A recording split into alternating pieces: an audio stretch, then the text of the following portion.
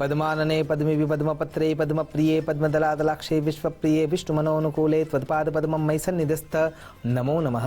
તમારા બધાનું સ્વાગત કરું છું આધ્યાત્મિક મહાશક્તિમાં। આજનો જે વિચાર છે એ વાસ્તુની દ્રષ્ટિ ઉપર પ્રભાવ નાખવાનો છે। તો ખરા અર્થમાં જો વિચાર કરીએ તો વેદ દોષની જે નકારાત્મક અસર છે એ કેવી રીતે દૂર કરી શકાય, અથવા એ વેદ દોષ આપણને લાગે છે કેવી રીતે। તો સૌથી પહેલા વાસ્તુના આધારે વિચાર કરીએ તો વેદ દોષ છે શું? વેદ દોષ એને કહેવાય છે કે જે ઘરની આસપાસ, ઘરના દરવાજાની સામે અથવા જે પ્લોટ તમે લીધો છે એ પ્લોટના અંદર કોઈપણ એવી નકારાત્મક વસ્તુ અથવા તત્વ જે પદાર્થ તમારા ઘરના અંદર નકારાત્મકતા ઊભી કરનાર છે એને વેદ કહેવામાં આવે છે। તો જ્યારે પણ માની લો કે તમે ઘર લઈ લીધું છે અને પ્લોટ લઈ લીધો છે અથવા કોઈ જગ્યાએ તમે મકાન છે એ તૈયાર કરી દીધું છે, તો કયા કયા દોષ એવા છે જે ઘરના અંદર વાસ્તુ દોષ તરીકે ઊભા થઈ શકે એમ છે અથવા આપણને નુકસાન કરી શકે એમ છે। તો સૌથી પહેલો જે દોષ છે, જો તમારા ઘરના અંદરથી બહાર નીકળતાની સાથે જે પ્લોટ છે એનો જે મેઇન ગેટ છે અથવા ઘરનો જે મેઇન ગેટ છે ત્યાં સામે કોઈ વિશાળ વૃક્ષ છે, તો સમજવાનું કે પહેલો વેદ દોષ ત્યાં જોવા મળે છે। જો એ વૃક્ષ કાંટાળું છે અથવા દૂધ જો એને તોડવામાં આવે ને એમાંથી દૂધ નીકળી રહ્યું છે એટલે કે દુધાળું છે, તો એ વેદ દોષ વધારે પ્રબળ થઈ જાય છે। અને એટલા માટે કાંટાળું અથવા વિશાળ વૃક્ષ અથવા જે દુધાળું વૃક્ષ છે એ ઘરના આગળ જ્યારે દરવાજાના સામે જ એ છે, તો એ તમારા ઘરને નુકસાન કરવાવાળું છે, નકારાત્મક ઉર્જા આપનારું બની રહેશે। ત્યાં એન્ટ્રન્સમાં જો પીપળો છે તો પીપળો ઓક્સિજન આપે છે, સત્ય છે, એમાં ભગવાનનું સ્વરૂપ છે એ સત્ય છે, પણ જો એના મૂળ છે એ ચારે બાજુ ફેલાવાના કારણે થઈને એ પણ નિષિદ્ધ ગણવામાં આવે છે। એટલા માટે એ વ્યવસ્થા પહેલાંથી જોઈ લેવી જોઈએ, કેમ કે પીપળાને છેદી પછી શકાતું નથી। એટલા માટે એ વ્યવસ્થા સૌથી પહેલી જોવી જરૂરી છે કે વેદ દોષ ઊભો થાય એ પહેલાં એની વ્યવસ્થા શું છે।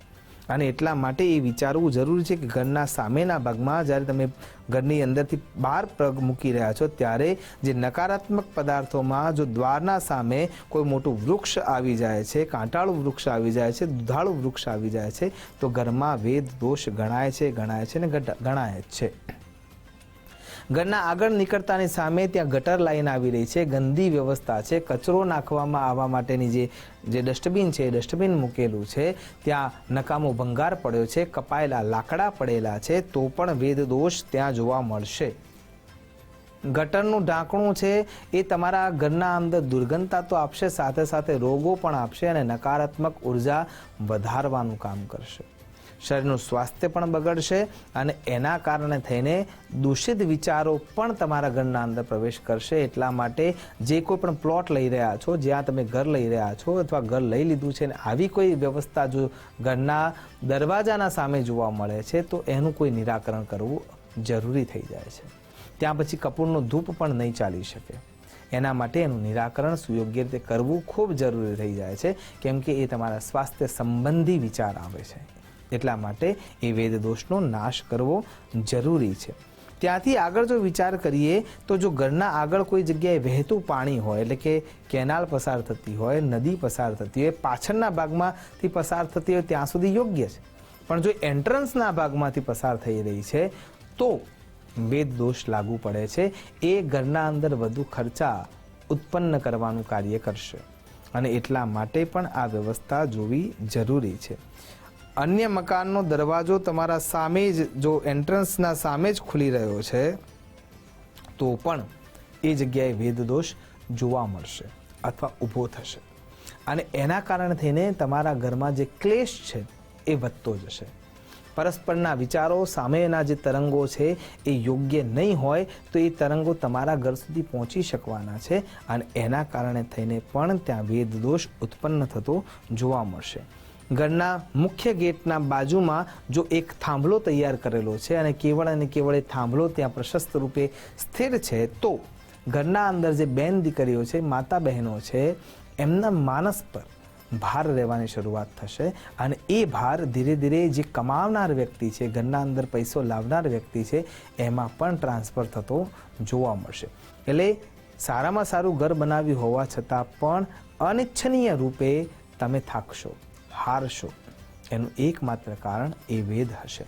નો ડાઉટ વ્યવસ્થાના ભાગમાં જો એ વ્યવસ્થા થઈ ગઈ છે અથવા અન્ય વેદ દોષ ઉત્પન્ન થયા છે તો એના નિરાકરણ માટેના રસ્તા શાસ્ત્રોમાં બતાવેલા છે.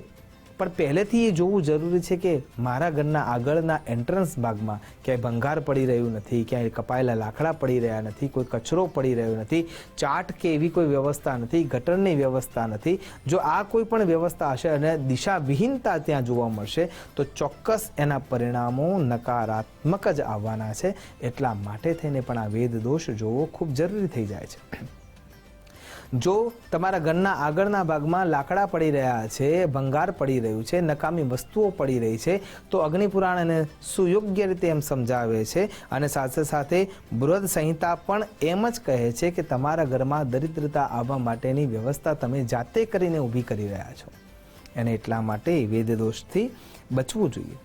પડોશણ ના ઘરમાંથી આવતું જો વરસાદ સમયે પાણી પડી રહ્યું છે અને છતનો જે બંબો છે એ બંબામાંથી જે પાણી પડી રહ્યું છે એ તમારા ઘરના આંગણામાં આવે છે તો પણ વેદ દોષ ત્યાં ઊભો થતો જોવા મળશે.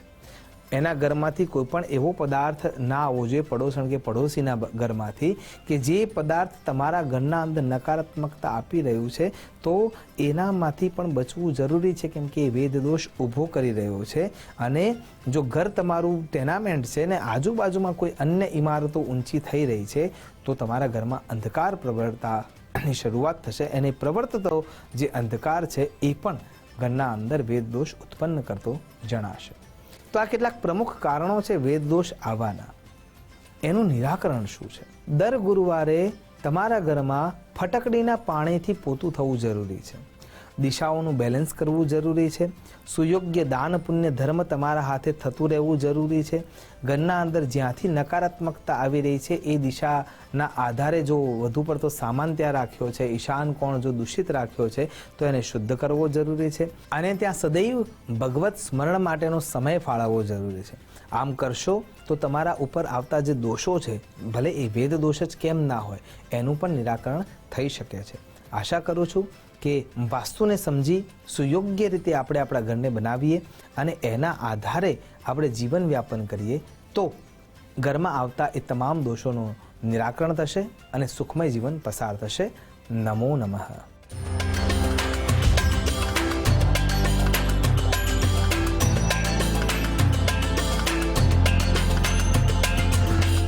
મિત્રો, આજે આપણે દર્શન કર્યા મહેસાણાની અસ્મિતા સમાન તોરણવાળી માતાજીના. ભક્તોની તમામ મનોકામના જે માતાજીના આશીર્વાદથી પૂર્ણ થાય છે.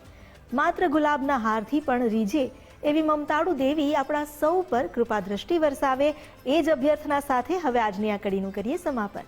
પણ આવતીકાલે ફરી મળીશું એક નવા તીર્થધામ સાથે. ત્યાં સુધી મને રજા આપશો. નમસ્કાર. આપના પ્રતિભાવ અને સુઝાવ આપ અમને મોકલી શકો છો આ સરનામે